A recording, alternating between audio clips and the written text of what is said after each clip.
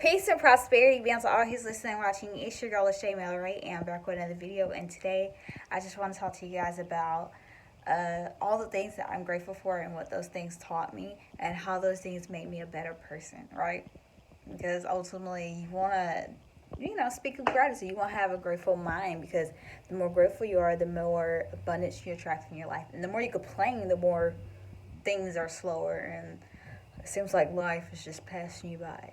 But if you have gratefulness, you naturally attract abundance and prosperity and peace and joy and all these different things that bring forth happiness and contentment and just bring life to you.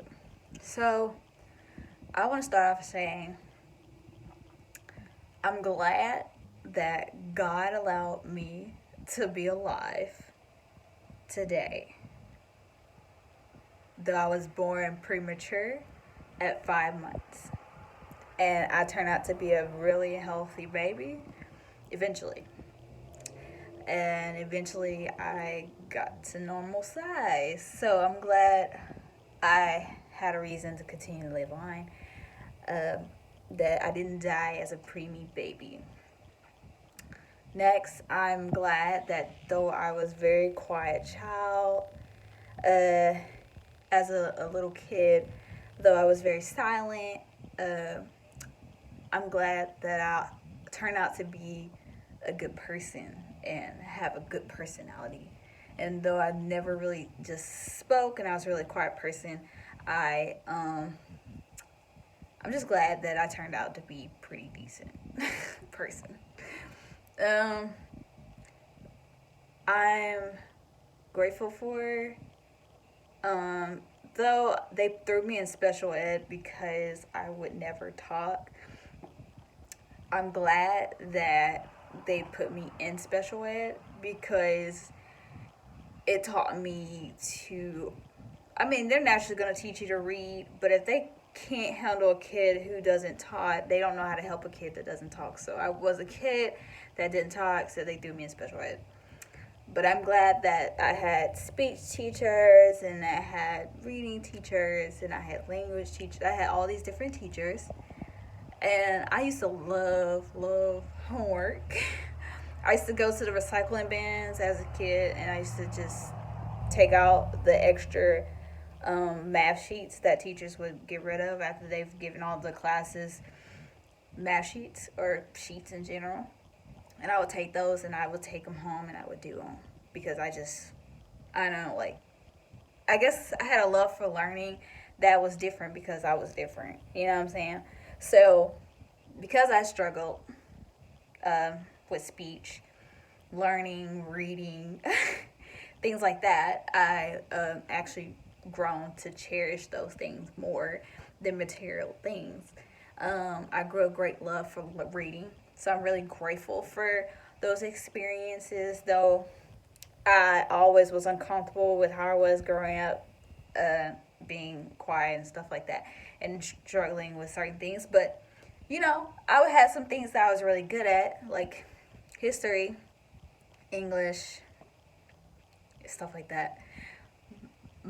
History, English are like good topics for me, especially somebody who loves literature, loves to read, loves history, loves to know facts and things like that. So it was just really important for me to learn as a child.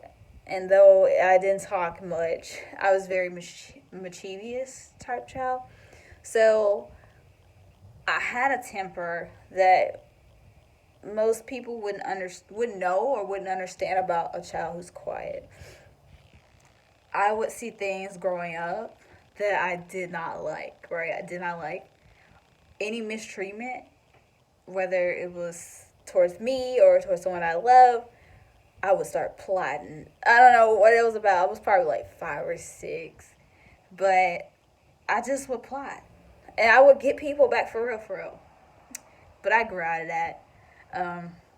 But I did have a strong sense of revenge when I was a teenager as well. But I grew out of it. I'm not saying that getting people back is not my way, but I'm saying sometimes you do have to learn to turn the other cheek. I'm glad that I got in a lot of trouble growing up because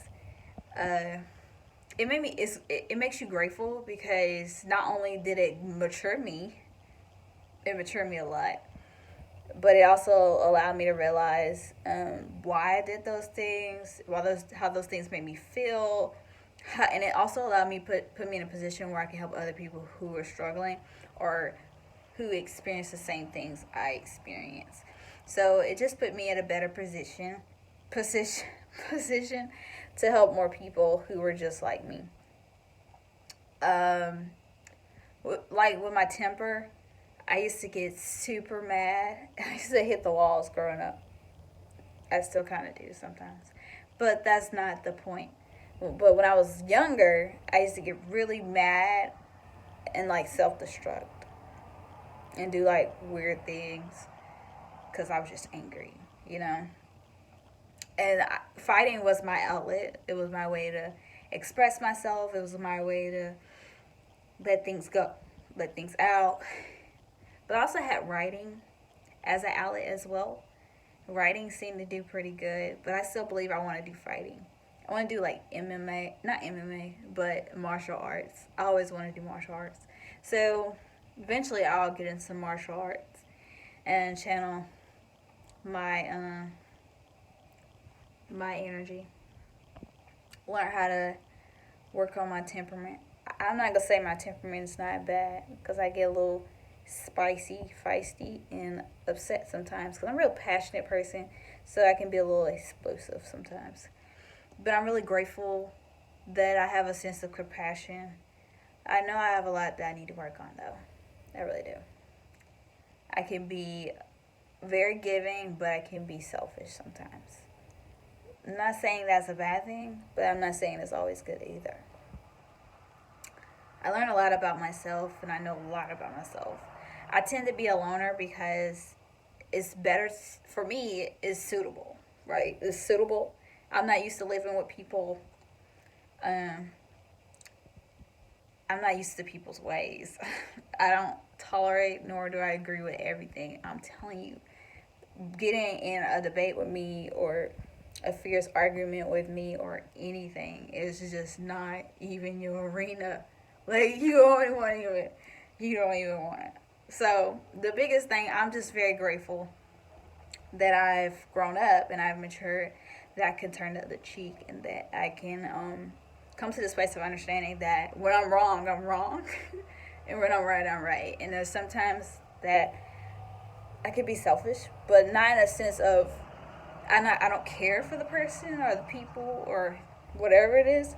It's just like putting self first, knowing that if it's a liability or it's putting you in a position where you're gonna basically be, I don't know, just like put yourself in a bad position, right? If it's something like that, then I definitely will be selfish. I just struggle with sharing. Not that I don't enjoy giving. I do enjoy giving things that I don't have to have in return. Those are the things I enjoy giving. I enjoy giving something that I don't have to gain back. You know what I'm saying? But when it comes to like sharing and it's something that is mine, yeah. I'm still like the kids that come into the world. I'm like the 2-year-old. It's mine, mine, mine. So I acknowledge my flaws. I acknowledge a lot of things that I need to work on as a person. And I'm grateful for all the things that because all those things make me me. All those things make me who I am, you know. I'm glad I'm somebody who has strong rebuttal, strong dislikes, and know how to say no. I'm glad for that. I'm so glad that I have this ability to self-control. Cut off things that doesn't serve me purpose, or cold turkey just quit if I need to, or 100 be persistent, committed type person. So I'm so glad that I'm so yin and yang, so strongly who I am, such a force in my life and people in my lives. There's a lot of things that I don't regret, but I can say that I could be a better sister. That's probably the one thing I've probably been very infallible in, of being a sister. I have 6 sisters, and I won't say I'm the best sister in the world. I won't say I'm the worst sister in the world, but I would say I could do better. Possibly spend more time with them. Um, I know they enjoy being around me. I'm a little cheap when it comes to my sisters. Women are expensive. Gosh, they have all these ideas about spending, but every time I hear them talk, it's about what we're gonna do, or let's do this, or let's buy that. But I never hear them say, okay, well, let's build this. Okay, let's invest in this. Or let's grow this. Like, women, sometimes it really depends how they speak or how they think. It will really depend on how often I can be around them. I'm the same way with my mom. I probably could be a better daughter. Um, I'm good when I'm good in my good suits. I'm good in my, and then I have some real weaknesses. I've never really been a clingy or get close to person type person. I never had really strong, intimate relationships with people in my family because that's not my way, and that's not who I am. It also saves me when people die, so that when they die, uh, I'm not really hurt by it. And I know that's sad, and most people are like, that's messed up, Lachey. Well, I'm very detached by nature. I'm not saying that I can't be really attached or really fascinated or really indulge. I can't. I'm not. I won't say that I don't end up like that, but that's rare for me as a person with a strong yin and yang, with a strong personality in general. Just like knowing what I want and knowing what I'm willing to do and what I'm willing to sacrifice ultimately puts me in a position of knowing, because I already know what I need to work on, where I can improve. I could definitely be a better sister, but circumstances, I haven't been where I wanted to be in life for me to spend more time with them like I want. And when they're talking to me, sometimes I'm telling you guys, uh, I guess like for me, I was always like the weird one. I was always like the rough tomboy girl. So what they desire to do or what they like to do, I naturally don't like. So I don't like really like getting my nails done. I mean, I probably could go, but it probably won't last long. I could be really boyish sometimes, and masculine, and I like to do masculine things like lifting and building and welding and working on cars, changing tires, chopping trees. I'm a real weird person, and it's nothing wrong with that because there's a lot of women in the world that does it, but it's just like the things that I desire to do requires me to build, requires like forever consistency, requires like uncertainty. You can invest today, but that's not guaranteed that it'll happen. And the things that women are into are not the same things. I've never been very close to a woman. I have a friend. She's just like me, so I'm close to her, but we don't have to communicate every day. So I've always been this kind of person who never really had to communicate every single day. I know like my communication skills are pretty poor sometimes. I can hold in a lot and sometimes not express myself very well. Sometimes I can understand what I'm saying but have a struggle with saying what I'm saying. I'm really grateful for all these things that I understand about myself, but I also know that it's a lot of work I need to improve on. There's a lot of comfort zones that I have to overcome as a woman, especially with a man.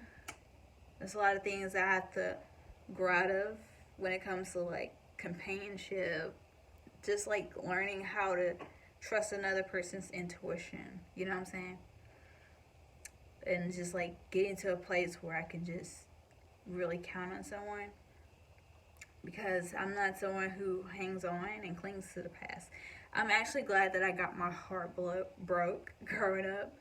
It taught me to choose what I actually deserve and what I'm willing to put up with. And it also showed me that some things take time, and some things really take direction and vision, and you gotta really be willing to work it out. You know what I'm saying? You gotta be willing, and you gotta be growing. You know what I'm saying?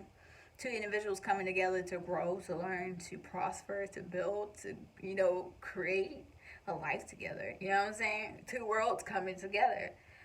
So that was like my biggest thing with my heartbreaks and betrayals early on in my life. Um, Roaming the streets growing up really taught me uh, you can't really trust you can't trust anybody really. Um, it can just be, it can be you just as much as it can be the next person beside you. Anybody can be your enemy. Anybody can be after you. Anybody can be jealous of you. You can have absolutely nothing and somebody can still be jealous of you. Honestly, and I don't think it's jealousy, I think it's envy, because people jealous. Jealousy somewhat is not always bad. Jealousy can be a form of protection. You could be overly protective of someone you love and feel this huge urge to. Sometimes people feel jealousy out of feeling disrespect, you know. But there's like many levels to different things. I just learned a lot about myself throughout the years, and I'm really glad that I've grown through them, and I grew up, and I matured, and there's a lot of things I want, like traveling. I want to travel, I want to see this world, I want to do camping and do things with my family.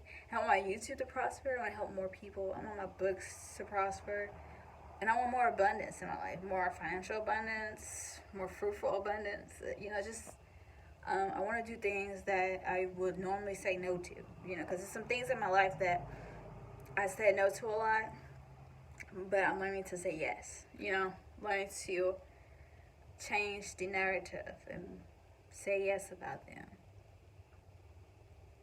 How I choose to be grateful every day, guys. I'm choosing to think about all the things I went through and like think about how amazing it made me as a woman. I'm so grateful for all those moments that I cried at night, because the tears made me free. Made me free to be free of the pain. I mean, not saying the pain didn't stay and the memory of it wasn't in my mind. I'm saying that it freed me of the heaviness, the weight. I never really lost anybody to death. No one I really loved.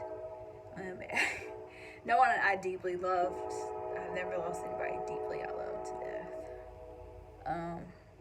But even if so, I know me. I can be very detached from my emotions sometimes. Not that that's a good thing, but not that that's a bad thing either. I just choose to feel what I want to feel. So ultimately, there's so many things I've been through. So many phases from guys, I can tell you how many phases I went through as a young child, especially from the temperament, the anger, the rage. I don't know where it came from or why I experience it sometimes. And I'm not saying I don't still deal with it. I'm not saying it's not still there. I'm saying that I learned how to manage it. Because some things you can grow out of, some things you can grow up in, and some things you can overcome. But ultimately, all these things make you a better person. So, how are you living today? Are you living with gratefulness and knowing that everything that you experience makes you a better person? I live knowing that everything that has happened to me, everything that's, everything I've been through, everything that meant to break me, everything that I felt indifferent by, every time I felt treated different or treated bad or got my heart broke, anytime that something happened, right? I knew that would make me better. And I told myself that I would never be a bad woman. I will always remain good, and that I will remain on this good path that I'm on. So I hope this encourages you I probably didn't say I'm grateful in front of everything. I probably said I'm glad. But this is a video of what I'm grateful for. This is a video to show like gratefulness.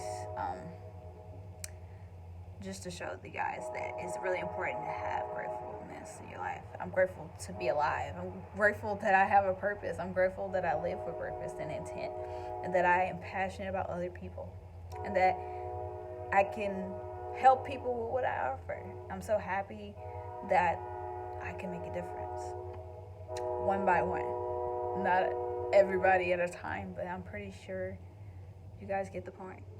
Love you guys. Peace.